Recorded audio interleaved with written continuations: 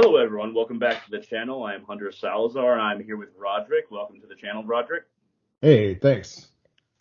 And today we're going to talk about guardian angels, daemons, and maybe even Valkyries. So, in general, Rodrick, how do you understand guardian angels and/or daemons? Like, how do you, as a person, incorporate them in your path? What is your understanding of them? That's a really good question. My understanding is that a guardian angel is sometimes referred to as an HGA or holy guardian angel, which came to as popularity from Aleister Crowley, or holy daemon. For lack of a better term, it's her higher self.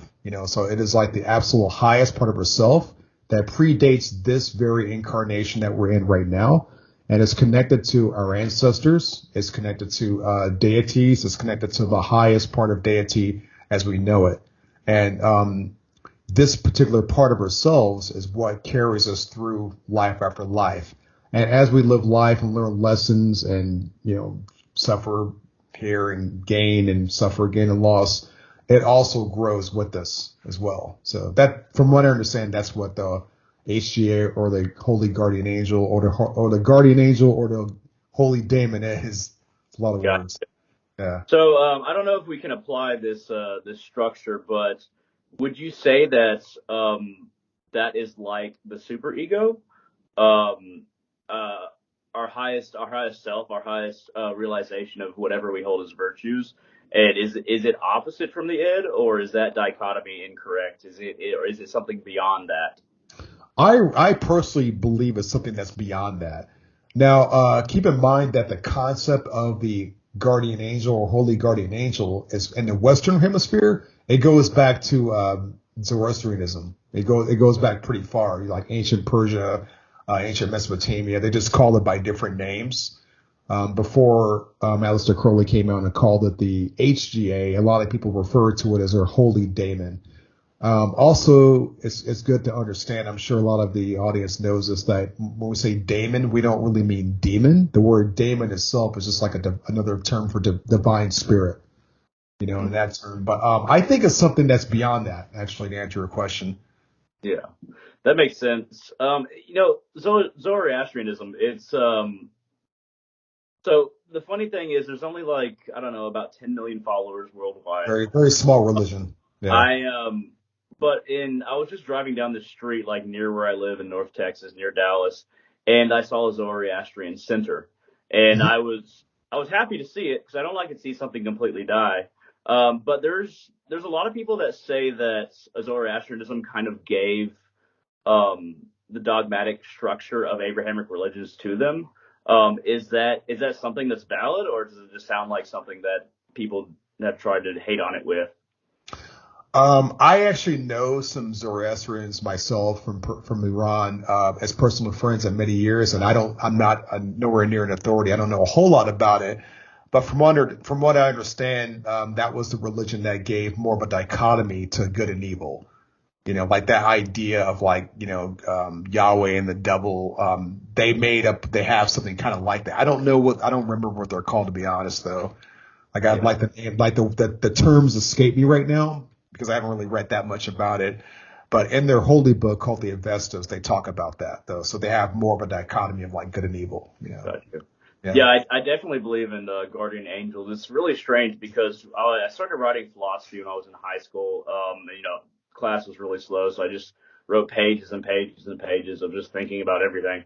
But I remember that I started to talk about this figure called Archilite. And I started talking about the conversations that I had with this figure called Archilite in my head. Mhm. And I described what he looked like. Um, Interesting. Basically he looks just like Wesley Snipes and very similar to what Wesley Snipes wears in the Blade movies, except it's more armor oriented and it's all white, but he's black. And then he has short dreadlocks, and then he has sunglasses. But when over time I started to notice that there was light peeking over the edge of the sunglasses. And this isn't something that I created in my head. I just started having conversations with this being in my head.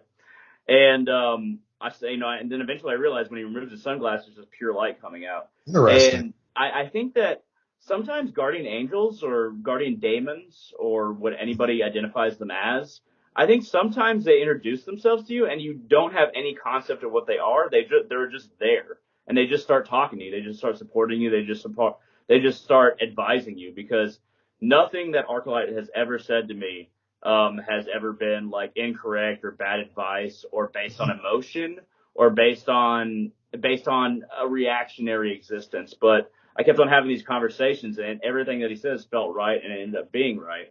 Do you think that guardian angels sometimes reveal themselves to you without you really knowing what they are, and then perhaps you just start talking to them by accident? Oh, absolutely. I totally agree with that because for one, there are times where we're just not ready to know what they are. There's certain things that you have to base, like for us to experience them and have that knowledge, we have to be prepared for it. And the fact that our guardian angels have been with us for so long, I mean, we're talking like way, way before this incarnation, like, I mean, millions of years if we can use linear time. And like what was coming to my mind when we were describing him like looking like Wesley Snipes with his like whitish kind of armor on. I mean, that appearance could have been something in like another existence that you might have recognized, because a lot of us get so, like you were saying before you were recording, a lot of us just get so caught up in this one incarnation, this one form that we have right now, this one world. It's so small and linear, but we live in a multiverse that has no limits, no boundaries, and it has boundaries to a degree, but it has much more of a diversity than we can ever conceive of. So I think that when there are times where they can reveal themselves to you in a form that's not even human. I mean, I was talking to one of my best friends who told me years ago that he had like a guide appear to him multiple times and he described it as like looking very alien looking, like not human at all, so I mean, because appearances are very limited, so what the actual guardian angel or guardian daemon looks like, it doesn't really have like a look, just like your soul. What does your soul look like? Does the soul have like arms and legs and pectoral muscles and whatnot? More likely not, you know what I mean? So appearances are very limited, so it's going to basically give us something that we can handle at the time. At least I think so. Yeah, and the whole light idea with the soul. So from my meditations and from various like little visions that I've had, I'll say that when I have, at least I think that I have, when I have seen my soul, it's always been like it's a human outline, but it's more like it's much less defined, and it's just like pure bluish light, and it feels like a consciousness. It's more like a vibration and an understanding without speaking. Like this feels like me, but it's also beyond who I am right now. I think that perhaps guardian angels, they're in a similar state, but they choose to appear to us as something that's easier for us to understand because based on where we're at or what we're trying to understand. But yeah, it it's really strange because an energy can like communicate with you based on just obviously wordless. It doesn't have to speak, but also it doesn't always make sense in language. Sometimes it just communicates through knowing. Like you just feel what it is and what it's communicating without hearing words or like seeing its mouth move or anything like that. Do you think guardian angels and perhaps our own soul can be viewed? And do you think that there's a way of that it communicates that perhaps is beyond language, like I said? Absolutely, 100%. You nailed it with that. I know you were asking a question, but I totally think for sure that our guardian angels can communicate to us beyond language. So it's going to be something that you and you alone can understand, you between it. Because there is sort of like dichotomy to that. Many people ask, like, is our guardian angel like inside of us? Is this because I was saying it's the most highest part of ourselves, or is this something separate to us? And the answer would be like it's actually a little bit of both. So they can most definitely change your appearance, just like your soul may have an appearance to be blue light right now, because right in that moment, I don't know, for some reason or another, you need to see it that way, but really appearances are very transient. That's kind of like asking like, well, what does the universe look like? Yeah. No one's going to be able to answer it. Some people may say it's black with glowing stars in it and comets and quasars, meteors, whatever. But I mean, truth be told, it's like it's not. There's no appearance to it. We just know that we're in it and that we're of it. And I think it's the same thing for our guardian daemons or guardian angels. That makes Because like sense. So, ultimately, like what is inside and outside? Because I mean, if you view everything as part of the same thing, which I do, ultimately everything's part of the same thing to me. mhm. But like there is the inside and outside. It's temporal. It's not complete and utter existence. It just seems like existence now. Right. So I think Paramahansa Yogananda said that you know. Consciousness is center everywhere, circumference nowhere. So anywhere is center, but at the same time, there's no edge, and Right. it feels scary for us as human beings because it's like where does one thing stop and where do I where does that end and I start and where do I end?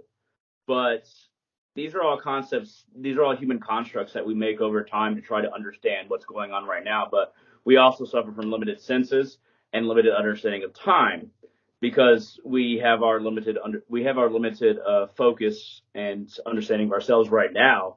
But ultimately, this is just like a very small piece of the grander whole of just what one soul is, but also, a limited understanding of how everything's connected because we feel isolated, but we have to become more enlightened before we see everything as one. Does that make sense?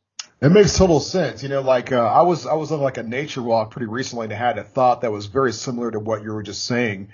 I was thinking about the fact how I spent, and you can relate to this because you've been through this too. Like I spent like a very short amount of my time when I was younger, going to church for a little bit, very, very limited amount of time. And, and this is not knocking anybody's religion or anybody's Christianity out there, not at all. But I'm just going from my experience. My experience is we were talking about monotheism. Christians talk about there's one God. Abrahamic religions say one God. And I remember so many times I was trying to connect to this one energy, this one God, and it was so difficult. It just seemed like it was so beyond me. But when I broke out of that and started getting into more of like this, having more of a, let's say, a pantheistic view and connecting to just aspects of deity, I had way more success doing that. I'm talking like everything that I wanted within Christianity, like a very personal kind of feeling, I was getting so much better, like in like pantheism or soft polytheism, things like that. Like, okay, I'm going to connect to the sun. I'm going to connect to the intelligence of the sun. I'm going to connect to this warrior deity over here. And I had so much more of like a personal connection. And the reason I think that is because they always say that everything's inside of us. And if everything is inside of us, then why do we feel like this pull to go for something outside of us? And I think because there is no outside of us and there really is no inside of us. I know it's kind of a confusing answer a little bit though, but I think like for us to feel that like love connection and to feel it like nourishing us the way we really truly desire, it should feel like it's coming from outside of us for it to mean anything. Does that make sense? Mm-hmm. So I think like when we talk about connecting to deity or experiencing that kind of nourishing like love like that, I could say I love myself and I'm going to connect to myself. It doesn't feel the same. It feels, for some reason, it feels better if it feels like it's coming from outside of me. But I think that dichotomy just sort of plays like a game with us a little bit. I know I just kind of rambled on for a bit about that, but I hope that makes sense. It does make sense. All right, everyone. So, what I was thinking of was my idea of what being a voidist is. So basically, you have a certain amount of knowledge, a certain amount of understanding, a certain amount of conscious awareness, and then the goal of a voidist is to expand that your edge horizon further and further into what you don't know, and go further and further in your knowledge and your understanding, your conscious awareness, and you just keep on learning more and more and feeling more and more and focusing more and more about building that center of consciousness that you have and the void around you. It's not necessarily darkness, but it's the unknown that you expand into. But at the same time, there's always this call somewhere deep in the void or somewhere where it's directionless. You just feel something calling to you that's out there that it's almost like a guardian angel or your deeper self calling to you not necessarily for a direction as much as an expansion of yourself. You feel something that is, and it's not, I'm not talking about like space. I'm not talking about you being in one place and you like in physical space, but in your spiritual space, in your energy, in your trans-dimensional being, expanding further and further out. Do you think that daemons or guardian angels will call you in a certain way and call you to expand your knowledge and who you are and your development? Does that sound like something that makes sense? It does. I don't know for sure, but like everything that you're explaining, it makes sense that I don't see why they wouldn't do that. I don't think that there's very many limits that daemons or guardian angels do have. I mean, there are limits. There are limits when it comes to time. There are limits when it comes to certain things, that certain karmic conditions, things that we must face, things that we must go through, and things like that. But as far as how they reveal themselves to us, I mean, I'm sure there's lots of many different ways. They can reveal themselves to us at a time of tragedy, at a time of trauma. They can reveal themselves to us at a time of initiation, spiritual initiation, not just like dreams. I hardly think that it's like movies where you see like a Hollywood film where a spirit just like explodes and shows up somewhere and Yeah. taps the sword on the right shoulder, the left shoulder, like you now shall be blah, blah. I mean, I don't want to limit it and say that that doesn't happen or hasn't happened, but, yeah, to answer your question, I think that they can do it that way too. I think that my guardian angel Archelites.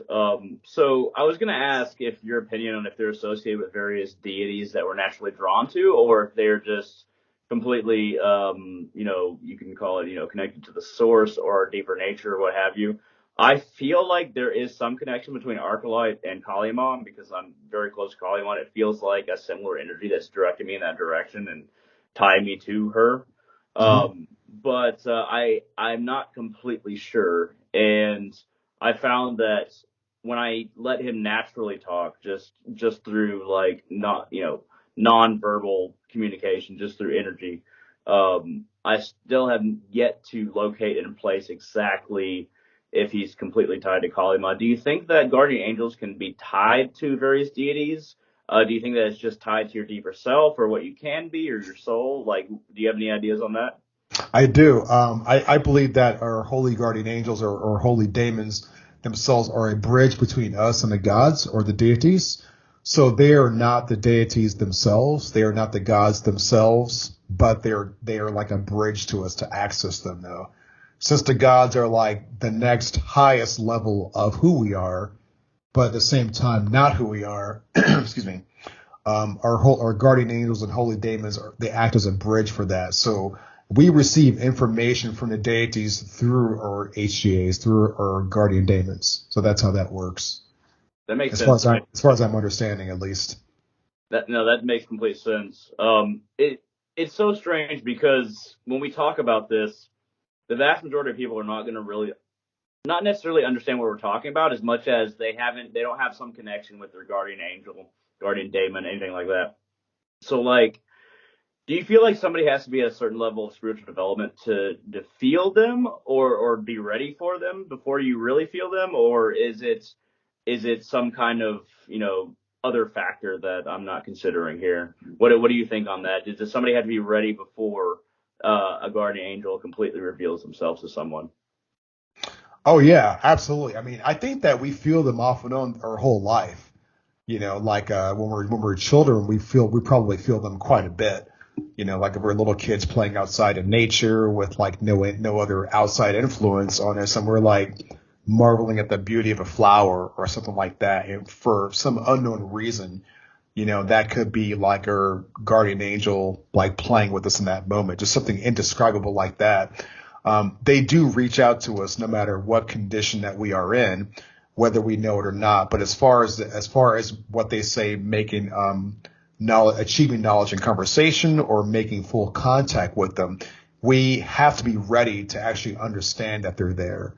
Because this it's not that this is such hidden deep knowledge or some forbidden esoteric knowledge. It's the fact that we have conditions and we have conditioned ourselves or most of our lives from I hate to say it, but religious backwashing, and religious backwashing has convinced us that there's only one stairway to deity, and it's not through anything else but this particular one. So anything else is going to be controversial and something that you shouldn't mess with, So based on that, hardly anybody knows that they're there, I mean, if you place yourself in a sealed box, I mean, it's not Right. very exciting for. Yeah, if you're living in a cave with a fire in front of you, I'm using Plato's like allegory, of course, that's your reality. When some of us, and the spiritual path is like leaving the cave. You just get up, you don't know what's out there. It could be dangerous, it could be scary, but you're going to walk out there anyway, and that's what we're doing. So we've left the cave. That makes sense. Yeah, the funny thing is the cave allegory is just so good. I will say that people besides us used it very well. Other people have used it in very bad ways, but it's really good allegory for like. It's a very straight to the point one, isn't it? Yeah, it very much. Yeah, it almost feels like guardian angels or guardian daemons. It almost feels like they're like a parental figure, where it's like they basically give you as much as you're ready for. Because Absolutely. if you're not ready for a whole like, I have Archilite very well. Well, I didn't define him, but he kind of defined himself in my head. Pretty well defined. Not everybody's going to be ready to like get that introduced into them. They might even react to it like in a very like people might think that they have psychosis or something like that, or they might not understand what it is. They might feel threatened by it. So in a way, it's almost like you're they're a gardener, and they're just kind of like trying to like guide your growth, but not necessarily force you to grow. So Exactly. Does that make sense? Total sense. Like they definitely don't do things for us in that way. They're not going to help us win the lottery or, get the girlfriend we want exactly like that. But what they do for us is they help prime us and prune us so that we can condition ourselves to be the best version of this incarnation that we can possibly be. Because like most of us, like you were saying, before you were recording, most of us get so caught up in this like individual small like ego self. If you're just used to like if you're like a 20-year-old like Instagram sensation model or whatever who's pretty, you've been told you're pretty your whole life, that's going to be your whole reality. Guys drooling over you everywhere you go and wearing tight dresses and booty shorts and whatnot and getting guys looking at you everywhere you go. And this is a good analogy because like, we live in an age of social media though, where we get that instant gratification, dopamine hits all the time and checking their status and everything online.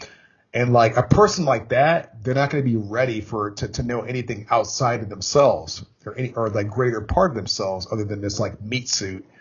It would be too much of a shock. It would probably kill a person like that. Like really. It's funny how the guardian angels kind of like know when somebody is ready because like the kind of person you're talking about. So this is kind of a funny example, but I remember there was this episode of South Park where it was an episode about how all the ugly kids, they had to develop skills and realize who they were and define who they were as a person.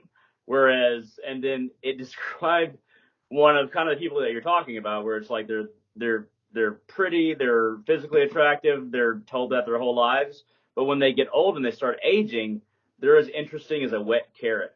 And that always stuck with me. I was like, for some reason, the idea of like, it's like, yeah, I mean, you focus on what you look, you focus on the admiration of what you look like and got gratified to that for your whole life.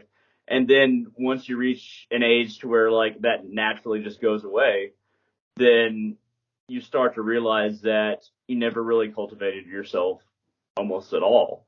And it becomes a terrible realization, when you get to be an old person. And I think that if guardian angels could cry, I think in that situation they might shed a tear, but they don't cry, obviously. But I don't think so, but but they probably feel I don't want to say sympathy, but there's probably like an emotion somewhere beyond the 3D scale that we don't know about, that they're like, oh, I'm sorry, buddy. I'm sorry that your ego got busted right there, but it's like, but we wouldn't see it like that, Yeah, they're not vindictive in the sense just like, ha, Right. you realize Yeah. they're just like, oh, you could have used your time so much better. Exactly. Because they have the bird's eye view. Like we're like kind of like rocking the meat suit for a while for how long is a Instagram model going to be beautiful? Maybe 20 years? It's not a long time. I mean, comparatively speaking of like eternity and whatnot, it's not even a drop in a bucket, like then they look in the mirror and they're like, holy shit, like where did this muffin top come from? Or whatever.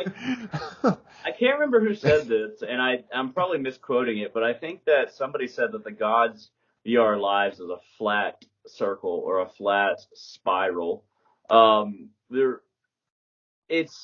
So I actually am a believer in destiny and free choice. That might seem very strange to people because, if you believe in destiny, obviously you don't believe in free choice. I don't think that's true. I think that the gods and various beings, including our guardian angels, they don't decide for us, but they might know what we're going to choose. So, right. Because it seems to be a disconnect, especially in the Abrahamic traditions, where it's just like, oh, well, if God knows what you're going to do, he's obviously choosing for you. That's not necessarily true. It basically means that just because something knows what you're going to choose, that doesn't mean that they choose for you.